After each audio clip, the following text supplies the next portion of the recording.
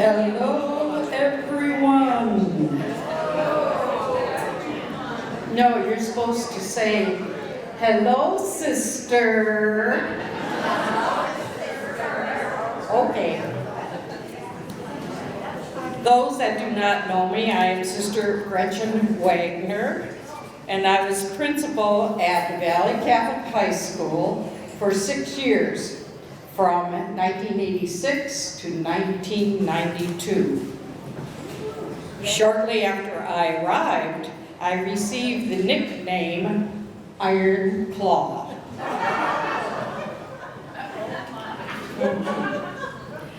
I was the one who rode into the gym on the back of a Harley motorcycle. So, it was homecoming, which was my first year as a principal. I'm not sure why I did it. I don't think my head was in the right place. But anyway, I did it and it was fun. I loved my years here, and whenever I've spoken with other sisters who served in St. Genevieve, they've shared the same sentiment. They loved being here too. You may not know that the Sisters of St. Joseph of Carondelet ministered here in St. Genevieve for 137 years.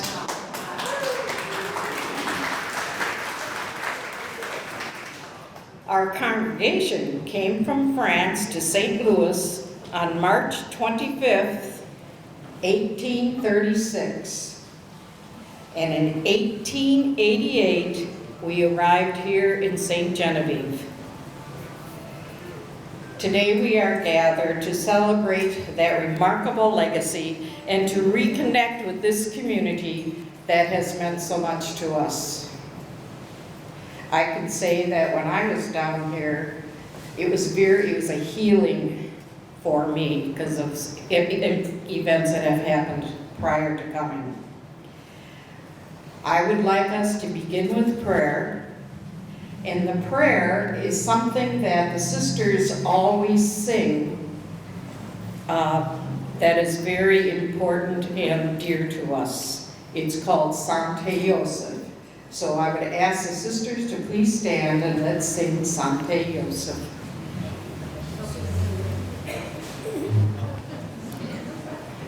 Sancte Joseph, Sancte Joseph, Sancte Joseph, ora pro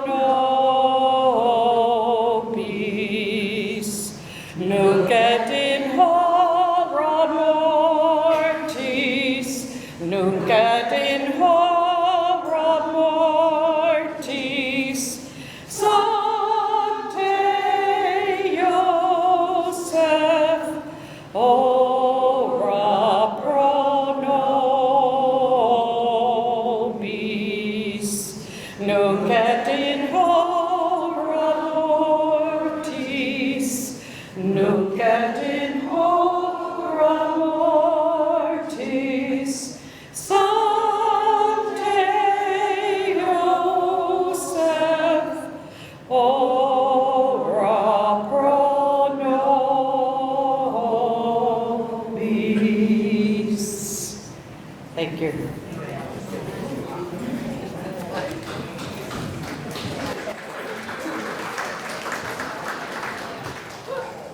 To help us understand the depth and the breadth of the sisters' presence in St. Genevieve, I'm delighted to introduce Bob Mueller. Bob is a local historian, writer, and presenter who focuses on St. Genevieve history from the advent of the European settlement through the mid-20th century. He is the past president of the Foundation for Restoration of St. Genevieve and has served on the State Historical Society of Missouri Board of Trustees since 2006, and on its executive committee since 2009.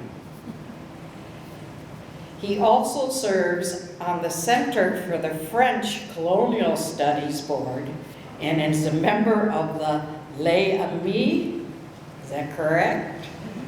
In St. Louis. Bob was previously served as chairperson for the Church of St. Genevieve's History Committee and is an avid student of the parish's sacramental records dating back to 1759. He's not that old. If anyone knows the story of this community and the sisters who served here, it's Bob. So I'd like to welcome Bob Mueller. Thank you, Sister Gretchen. I already see I have one mistake, so I'll get a red check mark. I believe the newspapers, they said 136 years, not 137, but we can always debate that. But I wanted to kind of start before the Sisters of St. Joseph came here. Actually, our first religious came here about 1797. There were 3 sisters from France that had fled the French Revolution. They were only here about 6 months, and they went down to New Orleans and with the Ursulines down there. On June 25th, 1837, Odile Delassou Pratt Valley and Sister Agnes Hart purchased a frame house and adjoining brick building on the corner of Main and Market Street. They were both Sisters of Loretto, and they opened a school for girls, our first girls' school, called Our Lady of Mount Carmel. On September 23rd, 1848, but in this picture you can see the 2-story wooden building and there was a brick building next to it. But on September 23rd, 1848, they purchased property across the street from the church. It included a small frame house and stone buildings. And they purchased from the priest, Father Merlando and Father Gandolfo. They purchased it for $5. It was a piece of ground, 1 1/2 arpent. We were still dealing in French, even though it was 1858, along by 1 arpent wide. And it was surrounded by the property of Timothy Davis, south by a street and east by the lot of Nicholas Munch. It originally had been the property of Joseph Pratt, and he had also had a stone building on the property, and they acquired that also. The deed says the property was sold solely for the purpose of establishing, keeping, and repairing the Sisters of Loretto's institution of female education. That's the stone building, and it has some of the outside. This building would actually last until the 1950s, and I have friends that went to school in that building. And I'm not as old as the start, but quite old. Then in 1858, the Sisters of Loretto were recalled, and we don't know the reason for that. They had a convent down in Perryville and also one in Nearings, Kentucky. But the records of the time had been destroyed in a fire. So on July 19, 1858, on the request of Father St. Cyr, who was the chaplain here at the time, or the pastor here at the time, he had asked that the Sisters of St. Joseph come down and continue the education of our Catholic children, so especially the girls. And on July 19, 1858, the Sisters of Loretto transferred that same property that I mentioned to the Sisters of St. Joseph. And it was supposed to be incorporated under the name and style of the Academy of the Sisters of St. Joseph. And the first 6 sisters that came here were Mother Gonzaga Grand, Sisters Bridget Burke, Theodore McCormick, Clemence Mochman, Dorothea Ruffing, and Dositheus Grand. And later that year, Sister Philip would join them. I don't think they realized at that time, in that 1858, that they would be here for 136 years. So when they arrived here, this is what our church looked like. The building on the left was the rectory, and is a traditional mid-Mississippi Valley vertical log house. The stone church building had been dedicated in 1837. Before that, we had a vertical log church on the square up here.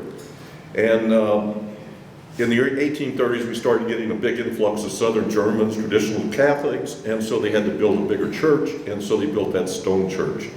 And this was still existing in 1858 when the Sisters of St. Joseph arrived, and that's where they would have had Mass on Sundays.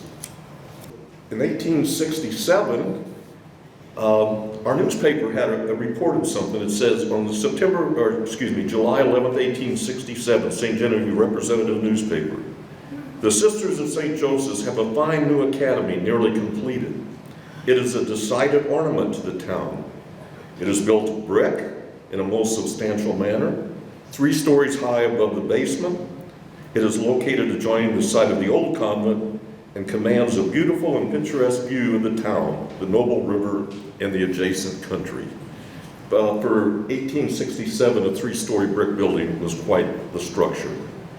So they, in 1867, started a girls' school called the Academy. It was dedicated to St. Francis de Sales, Academy for Girls.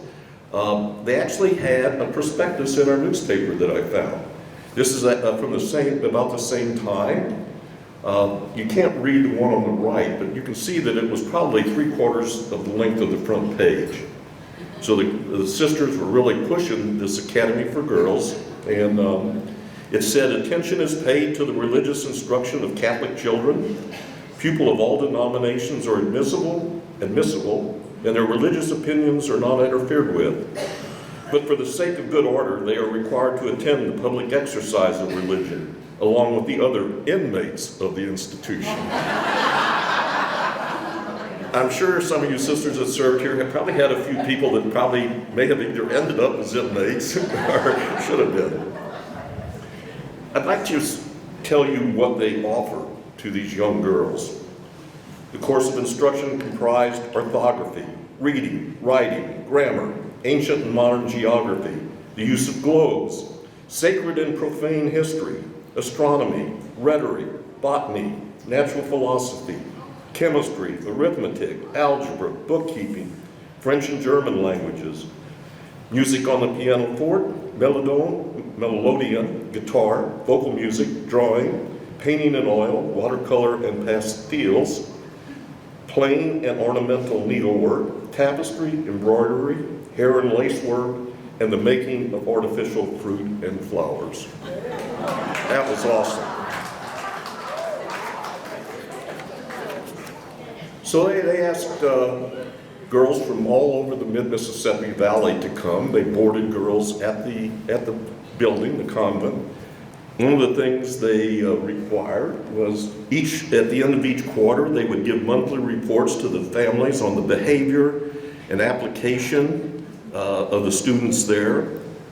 They would do a private examination at the end of the year, and then they would have an exhibition day where some of the students would sing, write, play music, that sort of thing. We have a lot of different things about that.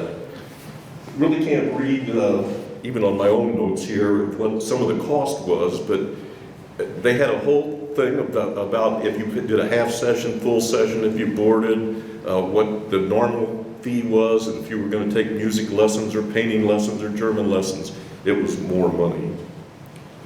So the first picture we have of the convent, this is an 1882 sketch. I actually found it in Farmington. And it shows our church because in 1876 we had decided that stone church was too small. And so they built this brick church around that stone church. And the legend is that they took the stone church stone by stone out of the brick church after the brick church was completed. If you get most of you went to Mass there, you can see that a lot of people think that's a cathedral. It is not. It's just a magnificent church to the Lord here in St. Genevieve. And on the right of that picture, you can see the Sisters' Convent, that 3-story building in this sketch.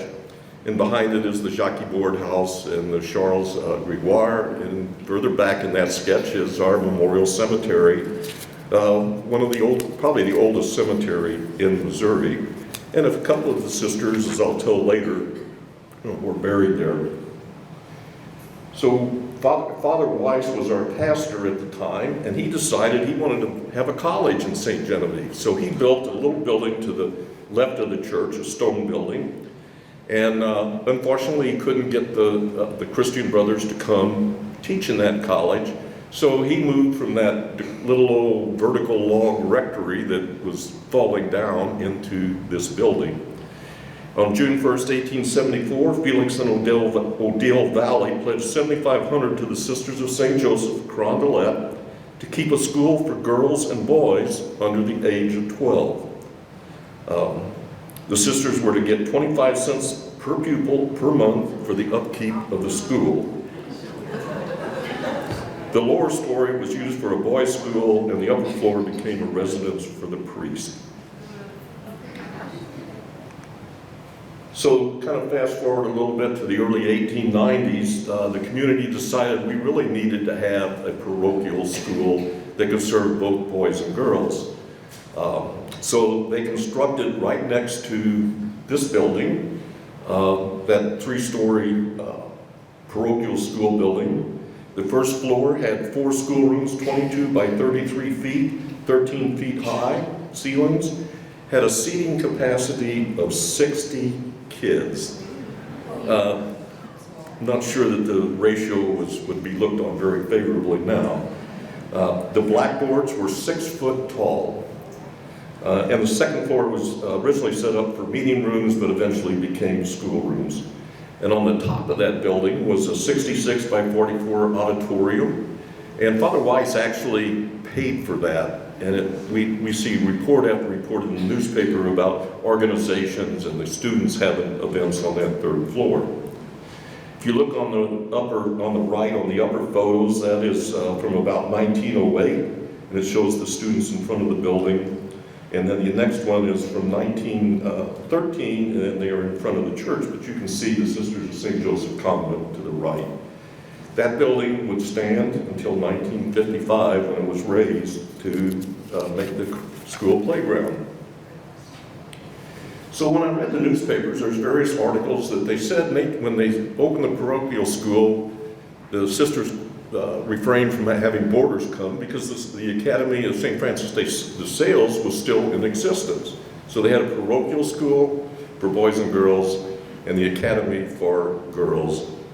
But we see later on that the sisters did do boarding again, even up to 1890, that they would still do special programs for girls. One of the things we found that it actually went all the way into about 1925. After the parochial school started, they did have a music section in the academy, and they would teach kids how to play the violin and other musical instruments. And they would join, we know that it happened because we have advertisements where they joined another band in 1925 to give a musical event. It was called the Music Department of St. Francis de Sales Convent. One of the great mysteries or the things we know the least about happened in 1898.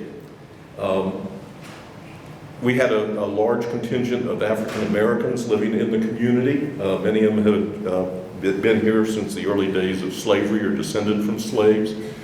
In about 1865, 66, the public school did have a school for African Americans, but the church did not. And in 1898, the Sisters of St. Joseph started a school for black children, Catholic black children. It says, not only is the number of pupils consistently growing, but a new department has been added to the system by organizing extra school for African American children, and they too may have a chance to receive a Catholic education. That's the only newspaper article I've found. There's a couple, it went on to at least 1903, because there was a list of a parade that was going to happen, and we could see that the African American children were in that same Catholic parade. One of my friends from California is descended from an African American slave who eventually became a free woman of color, and he sent me this print from a little school book that one of his ancestors, great-great-aunts or something like that, signed, and she was going to that school. You can't read the date on it, but at least it happened for about 5 years. And that's well before desegregation happened in the Archdiocese, which was 1949. I have a few other pictures of the convent. The one on the left is from 1931, and there was another side picture of the door that was in the back of the convent. We have some other pictures from about the same time period that shows the back of the convent garden. You can see that they had arbors, they had fruit trees, they grew a lot of their own vegetables. And in 1880, there was a stone wall built around the property. And you can see a picture of that. Things started to change in about 1921. The sisters started offering a freshman class. And the next year, I think they offered a secondary class, a sophomore class. And by 1925, we had our first graduation of Valley High School students taught by the Sisters of St. Joseph. There were 5 of them. We had their yearbook, and it was called the Valley Chimes. And it was dedicated to Sister St. Patrick, in appreciation of her undying interest in our, can't read my own writing here, but they had dedicated it to Sister. It says, to our zealous teacher, more than any other factor, is due the credit of bringing this plan to a successful issue. It went on to say, and when we consider the number of heroic, consecrated lives, like those whose guidance and care we have shared since our earliest years, and whose worth we have learned to know and appreciate, we have devoted to the service of education in St. Genevieve since the first band of sisters arrived in 1858, can we fail to see in this preface of our history deeds of patriotism and sacrifice. So you see a picture of the first 5, and this is a picture of all the kids that were in the high school in 1924.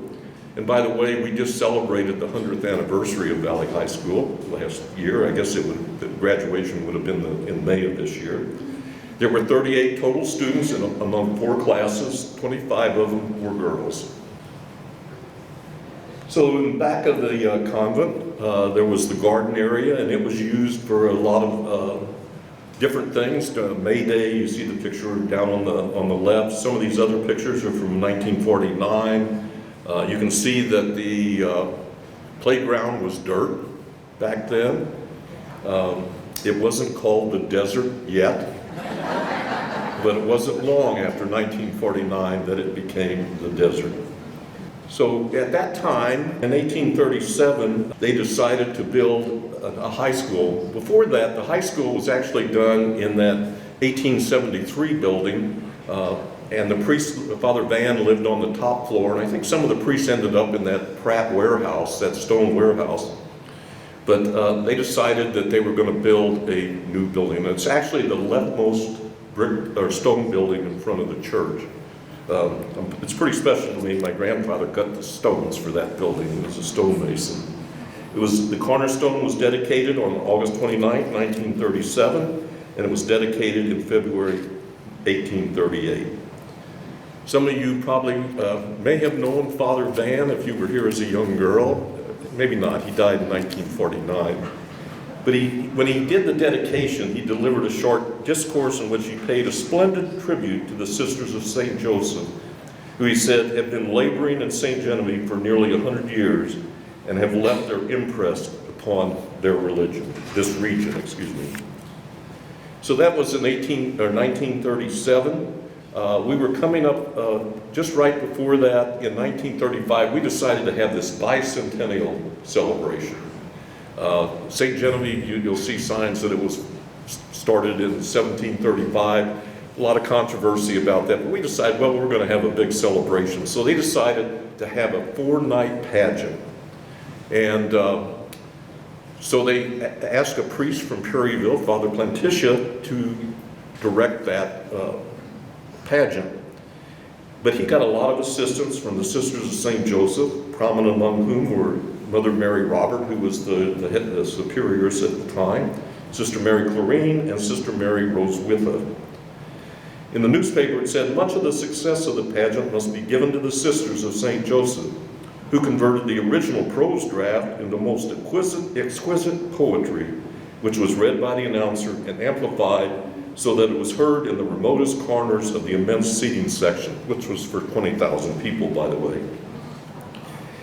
They also assisted in training the cast and the musical and choral units. One of the things I noticed in the research is the sisters didn't get much press time. They would always seem to be in the background. There weren't very many pictures, but we knew that their presence were here.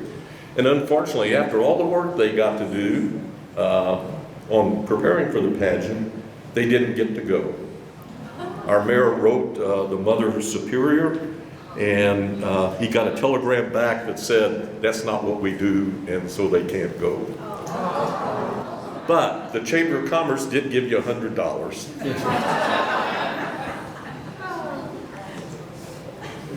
Oh, that's the telegram on the left down there. So this is a picture that was taken during that bicentennial. It's really hard to see, but you can see the parochial school on the bottom and the convent on the upper right. And when you see this on the movie or in the back of the mother house, you'll see a huge garden behind the convent. Most of the people in town had their own garden. They raised a lot of their own food, and the sisters were no exception. So in 1936, the town also celebrated the 100th anniversary of the Sisters of St. Joseph coming to America. And they also celebrated the 75th anniversary of their coming to St. Genevieve. Well, whoever, the editor must have not done very well in math, because that wasn't a correct 75th. It would have been like 1933. But they ended up celebrating that whole event with a solemn high mass. The students of the parochial school sang the hymn to St. Joseph. And before that had occurred, they had a triduum in the convent chapel on Sunday, Monday, and Tuesday before that celebration. One of the saddest things that happened during the 136 years was that 3 sisters were killed in a car wreck on July 9th, 1984. Sisters Walter Marie von Steiger, she was the assistant principal at Valley. Sister Mary Ukaria Walsh, recently retired after 11 years of teaching biology here. And Sister Rita Catherine von Steiger, a sister to Sister Walter Marie. They were going back to St. Louis. I think they were taking Sister Mary Ukaria back for retirement, and a trailer from a truck came unhinged and plowed directly into their car. In honor of their service here, Valley established the Sisters Memorial Scholarship Fund. Well, that brick or stone building that was built in 1937 was getting too small. We were starting to see more students in the high school. So in May 1951, the Archdiocese authorized building a new high school. Groundbreaking for it cost $600,000 occurred in May 1954. And it originally was only going to have 8 classrooms and an auditorium, but it was expanded to what you see today with 24 classrooms, an auditorium, meeting rooms, dressing rooms, cafeteria, home economic room, recreation room, chemistry lab, offices, radio room, which I found interesting, and library. And that school was dedicated in December 1955. Archbishop Ritter was here that day, and he requested in no uncertain terms that a new convent be built to house the teaching faculty of this new school. The old building is a fire trap, he said, and the sisters are too valuable to be placed in such jeopardy in a building that is outmoded and unsafe. So this was a picture of the groundbreaking for the New Valley High School and a picture of what it looks like today. So in order to build that convent that the Archbishop said you've got to build for the sisters, they tore down in 1957 the old rock house, or rock building. And again, I have friends that went to school in that building. The old convent wasn't torn down immediately. It would last until the new convent was built. On December 1956, a campaign to raise funds to build a new convent began. And in 1958, the parish was given permission to build it. The new convent was 2 stories high with a full basement. The first story contained parlors on each side of the main entrance, a large dining room, kitchen, chapel, community room, an office for the Sister Superior, a general toilet room, and 2 sets of stairs leading to the basement and second story. The second story had accommodations for 21 sisters, 2 sets of baths and showers, as well as linen closets. And each sister's room had a lavatory and a large clothes closet. In the basement was a large laundry, recreation room, a trunk room, boiler rooms, equipment room, fruit cellar storage, and a mimeograph room. The building cost $100,000 and was described as one of the finest convent buildings in Missouri. The furnishings were provided by the parish of St. Genevieve, the people of the parish of St. Genevieve. And on February 27th, 1959, they blessed the chapel. Father came over and blessed the chapel and then blessed all of each room. And the first open house was on April 12th, 1959. So there was a lot of furniture in the old convent because the new convent had new stuff. And so they held an auction. As I saw this ad for the auction, I wonder, is some of that furniture still around in people's houses in St. Genevieve? It'd be interesting to find out. Terms were cash, as always. And then they had to move into the new convent. And the report of that said there were 120 first graders that lined up and they took canned goods, can by can, from the old convent to the new convent. And Herzog Construction, the guy said it looked like a little army of ants going to the new convent.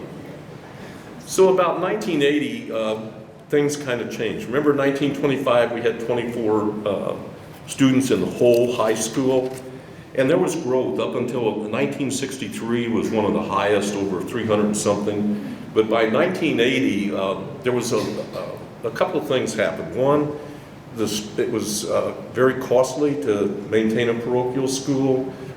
Tuitions weren't covering that cost, and so there was a big discussion in the parish about what to do next. And I think at that fact that we were going to be increasing tuition, we lost some of our students to St. Gen Public, and also by that time there were fewer and fewer of you sisters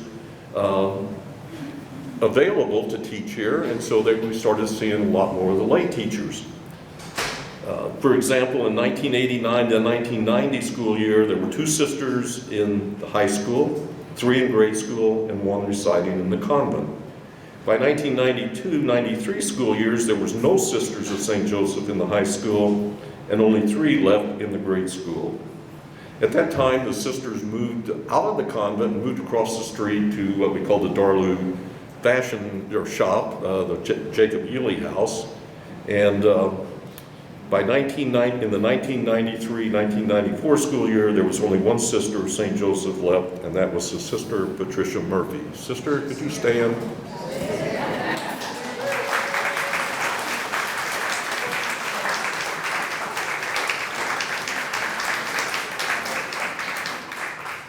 Thank you, sister. So this is where I got the 136 years. This was a newspaper article in July of 1994. The newspaper said, Sisters of St. Joseph of Carondelet have taught the students of St. Genevieve for a collective 1,640 years. That's amazing. Awesome. It concluded by saying, and who can say how many more years will be shaped by their prayers, inspiration, and influence? You not only affected students, you affected them when they became parents and dealt with their children, their grandchildren. Thank you. So one of the things that we have here, we do have Sisters of St. Joseph that are still buried here in St. Genevieve. I think the earliest one was 1866, Sister Mary Claudia Coughlin. That's the only one I have not found in the parish records for some reason. But all the rest of them I have found, with the exception of the last one, Sister Immaculata. She was not a sister of St. Joseph of Carondelet. She was a sister of St. Joseph of New Orleans. And so I wrote to their current mother house, and it turns out that she had an illness and was sent up north to be recuperate, and she ended up dying here in St. Genevieve. She's not listed in our newspaper, she's not listed in our parish records, but I did get a letter back from them that explained the whole thing, and I'm going to furnish that to your archives too, because it caused a lot of consternation when I asked your archives, who is this? But so we've had a number of them both buried in our old memorial cemetery, and up on the upper right is we have a thing called the Sisters Lot out in Valley Springs Cemetery, and most of these that are listed as Valley Springs have a memorial stone to that sister. So one of the other benefits of you being here is that we have a number of sisters that were born here and became Sisters of St. Joseph, including my second cousin, Sister Bosler.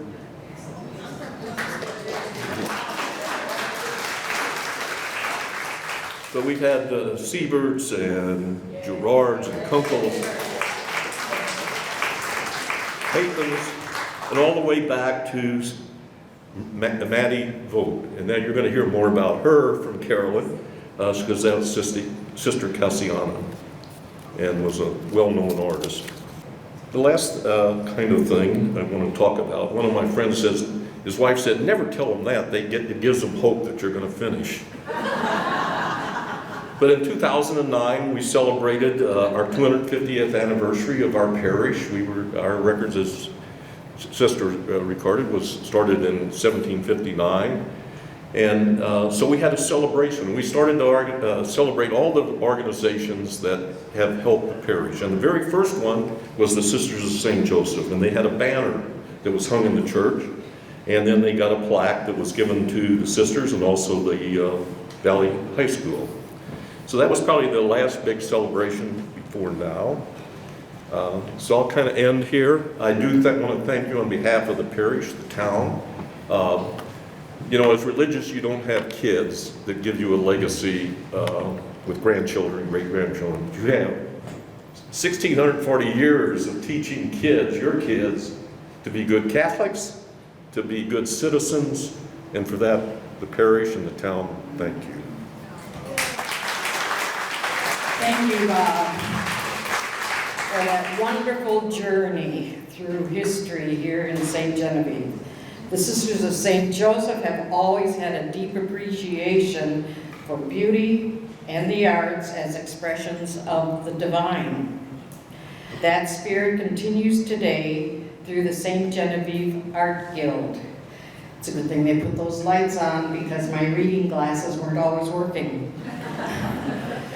According to our archives, just a note, a member of the Valley family donated to build the chapel at our retirement center, Nazareth, in exchange for the sisters supplying teachers for the boys' school. So that's a little side remark. I am pleased to introduce Carolyn Bach, President of the St. Genevieve Art Guild. Carolyn will share how the Art Guild continues to enrich this community and its connection to our sisters' legacy. I'd like you to please welcome Carolyn Bach.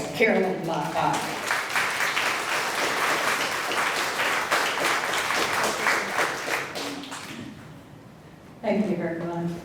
I'm very pleased to be here.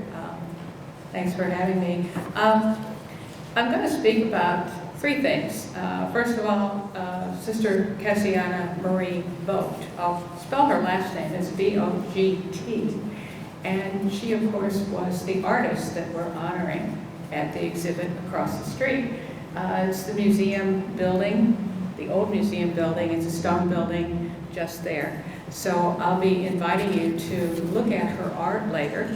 I did not put up any slides on the projector for the very reason that it just does not do justice to her art.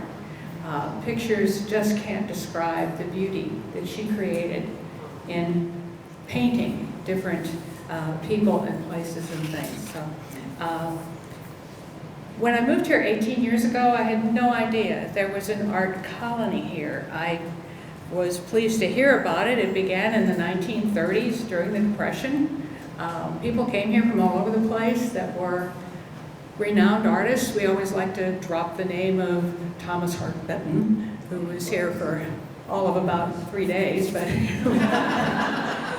but we were very honored that he was here because there was an art school going on here as well. So not only was it a cultural center because of this art colony, but it was also an education center every summer during those years. I love history and I love art, so I was into this right away. The St. Genevieve Art Guild is very proud of the art colony legacy. We just want to honor that as we can. We've tried to, over time, the past 2 decades, we've celebrated individual artists who were part of that colony. And it kind of relies on being able to organize enough art from private collections to do that. And it's a bit of a challenge, so we can't really do it every year. But this is the first time we've been able to honor Sister Cassiana Marie. And it's largely because of the cooperation of the Sisters of St. Joseph of Carondelet. So we thank you for that. Over the past years, we could only locate 3 of her paintings in the collections around town because most of her art ended up in Green Bay, where she was assigned during most of her teaching career. So a 4th painting showed up unexpectedly last year, and we decided maybe that was a sign. So we contacted Catherine Lucy, thank you, at the Sisters of St. Joseph Archives, who not only provided a lot of information we didn't know already about Sister Cassiana Marie, but she invited the planning group, which was myself, Juanita Wyman, Juanita's sitting right at the table, and our historian, Anna Kirshner, whose granddaughter decided inconveniently to get married this weekend. So we were graciously invited to take a tour. Really, it was a wonderful experience. So there's, I think, cards on your table of anyone wanting a tour of the facilities up there at Carondelet. There's information. To our delight, we were introduced to 4 more paintings, 2 of which were beautiful portraits. Sister Cassiana was known as a portrait artist. In fact, up in Wisconsin, she was the most renowned portrait artist in the whole state. She won prizes quite often. So we were thrilled that that was going to be possible for us to exhibit some portraits by her. Then we were taken to the convent auditorium, and we saw this beautiful mural that covers a whole wall. It's 20 feet long and just amazing. It's in 5 panels that tell the story of the Sisters of St. Joseph. And we thought, if we could get a replica of that mural for our show, I think we've got enough to tell a story that would do justice to the art of this amazing, amazing artist. I'm getting a little ahead of myself. I'm talking about the exhibit. Let's stop and consider Sister Cassiana Marie herself. She was born as Martha Vogt, and in good old St. Genevieve tradition, she had a nickname, and it was Maddie. And so Maddie Vogt was born only a block away, right down Merchant Street. If you care to take a stroll, there's a yard sign I put in front of the house saying this house is where she grew up. And so she was very local, and she joined the order of the Sisters of St. Joseph of Carondelet in 1902 at the age of 19. At the exhibit across the street, there are several family photographs that I stumbled upon when I asked to put the sign in the yard. And the lady who owns the house now says, oh, you might be interested in these old photographs. And indeed, it was the only photo we had of her as a young woman. And so that photograph is over there as well. Her first assignment was teaching at Carondelet, later at Rosetta Kane, And in 1913, she was assigned to teach art at the St. Joseph Academy in Green Bay, Wisconsin. People picked up right away on the fact that this girl really was an artist. She had a lot of talent, and to take advantage of that, the order allowed her to attend summer classes at the Chicago Institute of Art. Now that's, for those of us that know a little about it, it's quite a deal. The Chicago Institute of Art is very highly regarded. She continued to teach during the year and was allowed to go in summer. She started in 1919. And as anyone who's done night school like myself knows, it takes a long time. She didn't graduate until 1930. While she was in Chicago, she stayed at Carondelet's sister convent, the Nativity of Our Lord parish. She took the elevated train to and from the convent, and she got a glimpse of big city life. She observed all the mixed crowds, the dress and habits of the big city. And my favorite photo that's at the exhibit is one of her. It's a class photo. And she's off to one side. All these very cosmopolitan-looking people are sitting next to her. And you can tell that this is a small-town girl in a big city, and she's out of her comfort zone and absolutely loving it. So the first two paintings in the exhibit are from 1928, and they were made before she graduated. They're still lifes. Still lifes are an arrangement of just everyday objects. And the whole idea is that you learn shading and color and perspective and all that kind of thing. But Sister Cassiana wasn't content with that. She wanted to portray faces. She believed that the face reflected a person's character. And that's why the portraits that we have over there are so exciting. They were done at the end of her career, and so she had really perfected her abilities as an artist by that time. And you stand in front of those two portraits and you really feel as though you're standing in front of a person. And when you walk from one side to the other, their eyes kind of follow you. It's a little uncanny. I'm trying to paint a picture with words because sometimes what she would do in a painting was put thick paint on as a highlight, and so the painting is sometimes almost three-dimensional.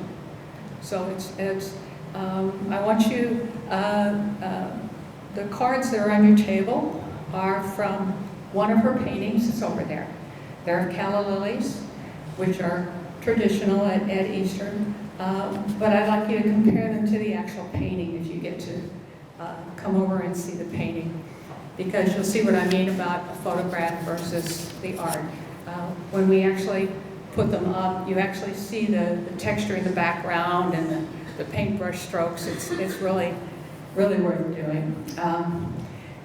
Her largest work was that mural. She used 35 live models to make that mural. It is at the Mother House in the auditorium, for those of you who have had a chance to see it. It was commissioned in 1936, but we found out that it was that bicentennial that Bob talked about in 1935, that she was here for that. And there was a high mass, and many, many, many of the clergy from St. Louis were here. And that was when someone became aware of, someone in the Mother House, of Sister Cassiana's talent, because she had been off in Wisconsin this whole time.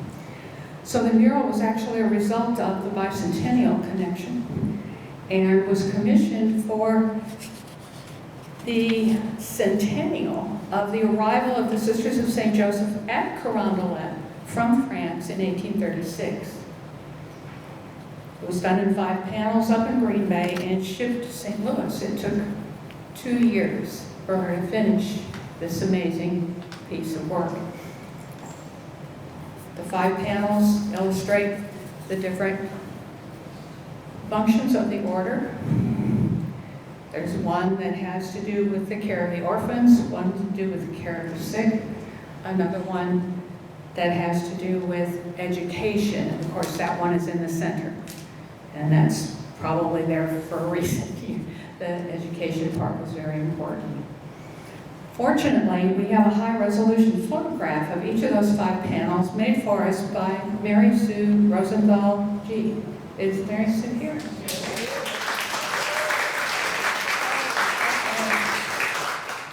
Well, that made it all possible. Thank you, Mary Sue. What we did was I was able to assemble that in Photoshop, put a lot of labeling on it, and it's now 6 foot wide, rather than, and so we have about a 1/3 size replica. And it was actually Colleen Kelly who suggested we put it on metal. Okay. Actually, Mary Sue G. Rosenthal. Oh, okay. She Okay. took the photographs and she sent it on to you all and made some suggestions on how to make it really big. So Yeah. thanks to Mary Sue. Okay. I'm just Okay. the go-between. Oh, okay. All right. Well, you're the one I heard it from. Okay. This is another piece that needs to be seen in person. There's so much detail in it that thanks to the high quality photograph, you can really see things. The thing I love is the one panel has Care of the Orphans, and it's actually a self-portrait. Sister Cassiana Marie was careful to portray some of the Reverend Mothers and all that sort of thing, and she said she ran out of people to pose for her and ended up making this a self-portrait. So it's my favorite panel for 2 reasons. One, it's her, but the other one is one of the orphans is bending down playing with a grasshopper. And the little grasshopper is really a neat little touch to, you know, humanize the whole activity, and it's a detail that you wouldn't see if you had just a picture of the whole thing. So, the other thing I wanted to tell you was there's a few things that are going to happen after the exhibit closes. That big mural, the 6 foot wide one, has a life after the exhibit. Thanks to my friend Iris Vincent, who's a member of the parish here. The parish has agreed to hang that mural in the parish center.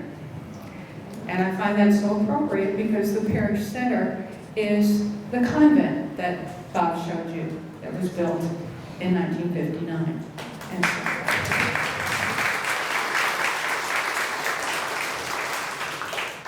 so the text at the bottom of the mural talks about Sister Cassiana Marie, but there's a whole section that talks about the service of the Sisters of St. Joseph to the St. Genevieve community. And so that's there as a commemoration of the significant amount of results that you have had as the order here in St. Genevieve. So we want to have that as sort of a hopefully permanent tribute. So the other thing that I wanted to let you know about was there's an artifact in the exhibit that is also going to have a new home when the art exhibit closes on November 9th. There's a large rosary that was loaned by the Carondelet Consolidated Archives that I'm told was spare. And it's going to be part of a new display about the Sisters of St. Joseph of Carondelet in St. Genevieve at the St. Genevieve Museum Learning Center.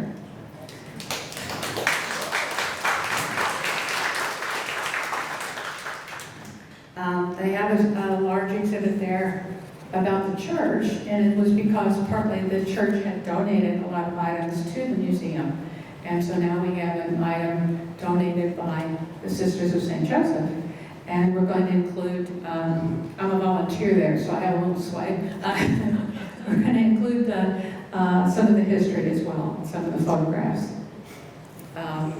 Just as a plug for the museum, it is home to the Missouri Dinosaur. It's a great place to bring kids, big and little. I'm a big kid and I love it.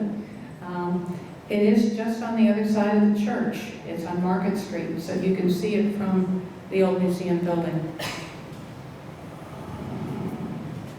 We hope to have the little exhibit finished. It's not going to be huge, but definitely part of the historical section of the museum. We hope to have it up by the first weekend in December.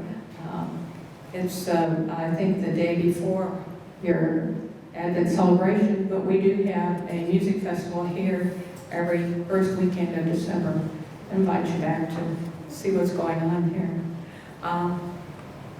The Museum Learning Center also provided photographs reproduced from old glass plate negatives of the places where the Sisters of St. Joseph lived and taught before the inevitable changes brought about by time. Some of those places are parking lots, some of them are other buildings now, but this little packet of cards that we have over here was done as a fundraiser for the museum. The museum doesn't get any federal, state, or local support. So we thought rather we would share that with the museum. We were asking for a $5 donation for a packet of 6 of these cards. A lot of the images are the same ones you saw on the screen in Bob's talk. And another reason to visit, we'll have these cards available at the exhibit across the street as well. If you've noticed the signs for our exhibit, it is called The 3 Generations of Artistic Inspiration. And of course it starts with the fabulous artwork of Sister Cassiana Marie. But it continues on with the work of her nephew, Matt Ziegler, who helped bring the art colony to St. Genevieve, and his niece and her grandniece, who helped keep all of that family legacy alive by preserving it. And it's that legacy that we want to share with you. So I hope to greet you at the Art Center. The exhibit is totally free. We got a grant from the Missouri Arts Council to make it possible. And we will be staying open late today to give you the opportunity to see what I've been raving on about. So I'd like to invite you all to come over next door to the old museum building, which is now the Art Center of St. Genevieve and the home of the art colony and the art guild. So thank you for your kind attention.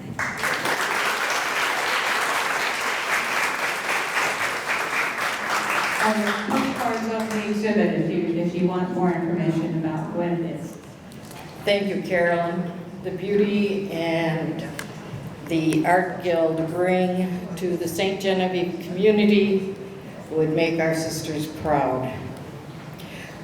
Just an aside, when she mentioned the big rosary that the sisters used to wear on the side of their habit, whenever a sister left the classroom, we would be fooling around and so forth, but when we heard those beads clicking, we got right back in order. While the landscape of religious life has changed significantly, the mission of the Sisters of St. Joseph continues to thrive in new and meaningful ways. To share what that looks like today, I'm honored to introduce Sister Maureen Freeman from our province leadership team. Sister Maureen helps guide the direction and the vision of our congregation as we continue our mission of unity and reconciliation in today's world. Please welcome Sister Maureen Freeman.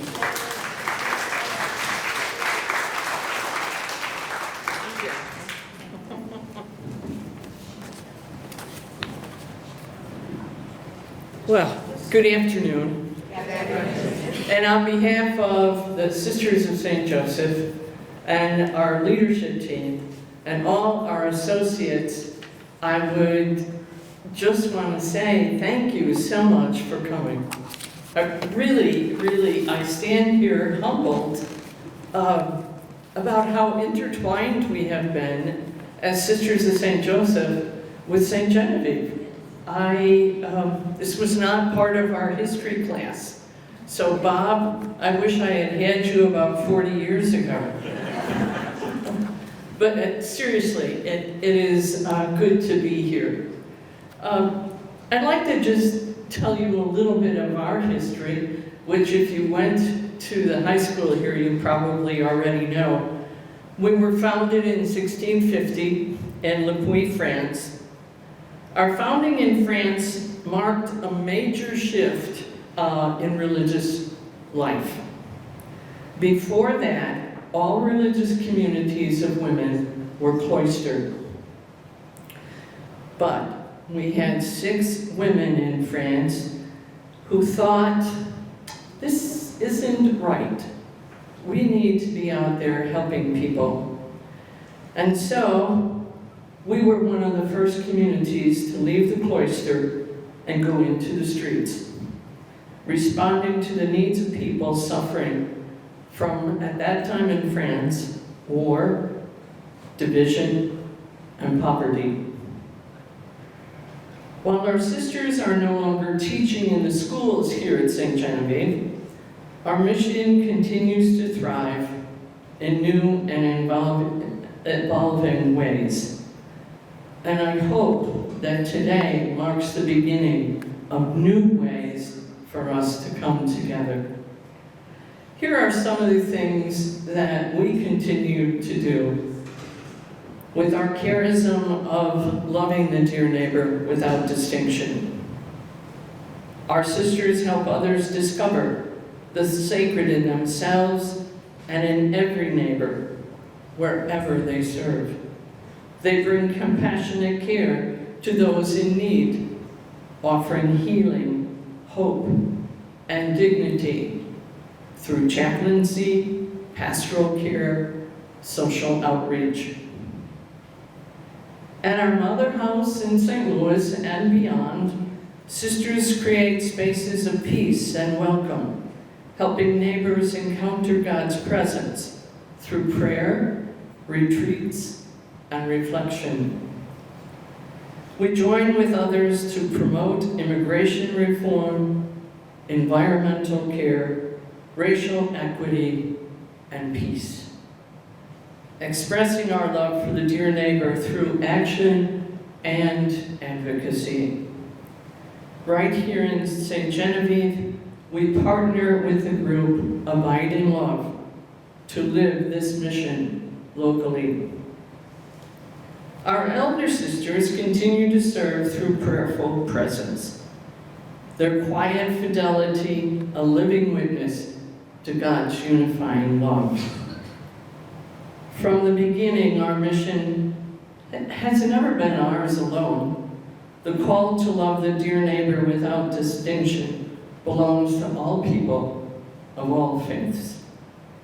Together, we make God's inclusive love visible in the world.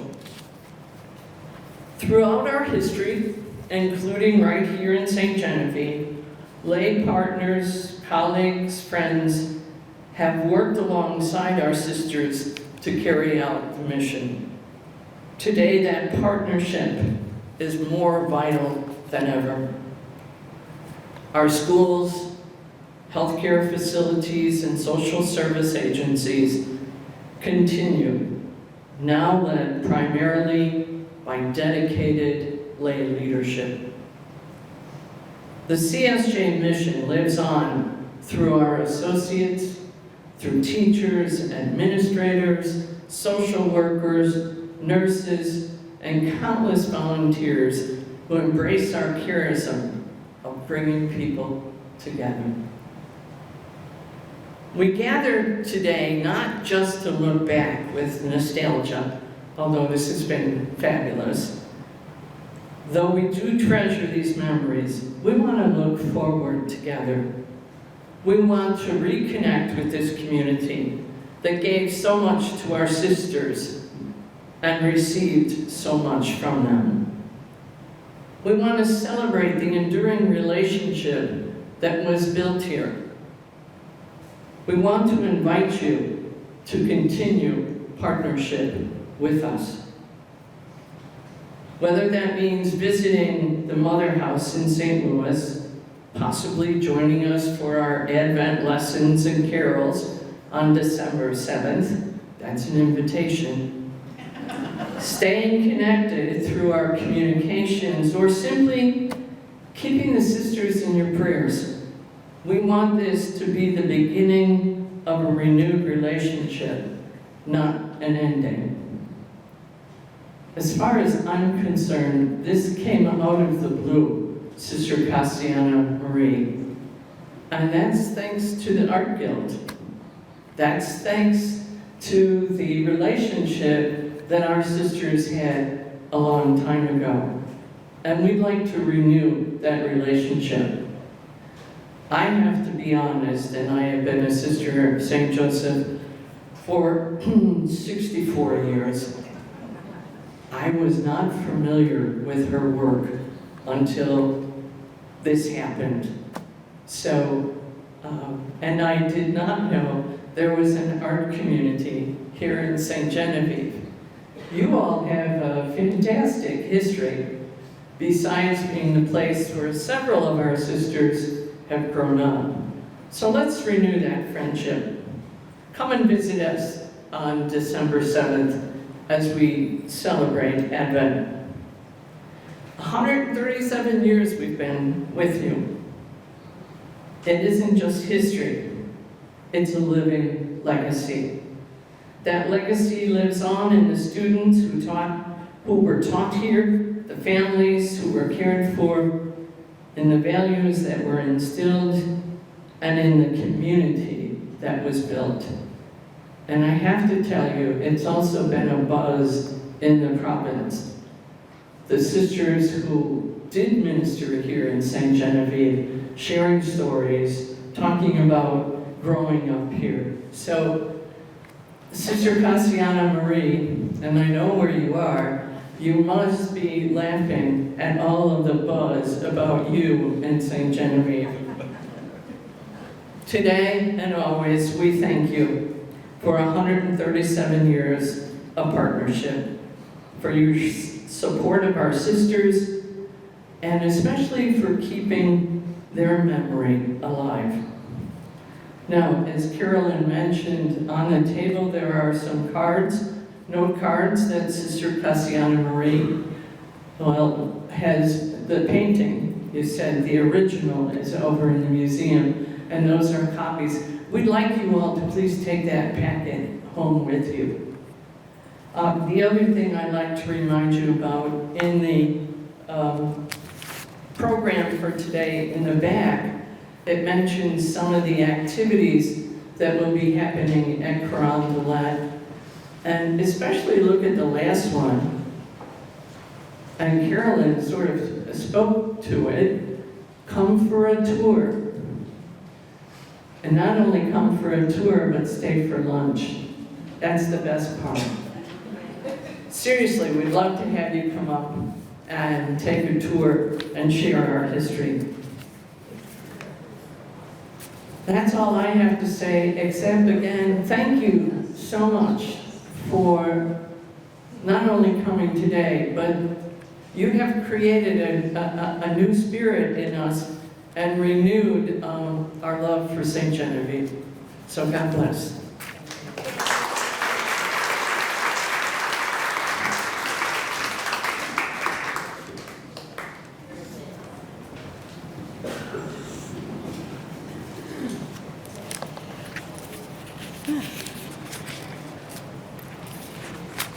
I gotta find my part.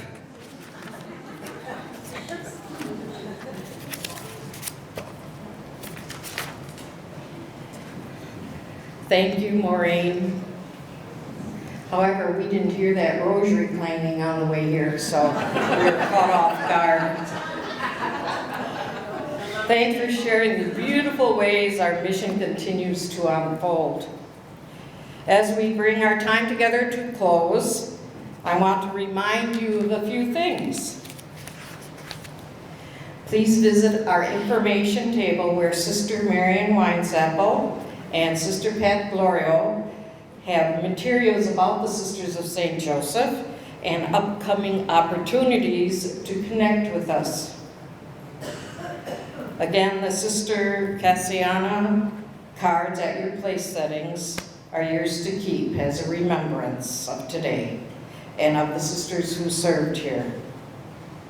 And we hope you'll join us for Advent lessons and carols on Sunday, December 7th. Again, I'm repeating because some of us are aged. More information is available again at the information. Please sign up for our email list so we can stay in touch and keep you informed about events. at our mother house and other opportunities to gather. Most importantly, thank you, thank you, thank you for being here today, for honoring the legacy of the Sisters of St. Joseph in St. Genevieve, and for opening your hearts to continue friendship with us. We do appreciate that, and loved seeing all of you. Right now, Colleen has a few words to say. Just a few housekeeping issues before Sister Pat comes up and does our closing prayer. But I just wanted to let you know we did have some food left over, and we have boxed it up into Tupperware containers, so please feel free to take some as leftovers home. And then the other thing I wanted to also say is that we do have memory cards. Some of you got them in the invitations, but we would love any of the memories that you have if you wanted to jot them down before you left. It's so great for our archives to be able to have those kinds of memories of people that were impacted by the Sisters of St. Joseph. Sister Pat? And I do really encourage folks to go across the street and look at the display, so hopefully you'll take a few moments to do that after we end. Thanks, Sister Pat. And so we pray.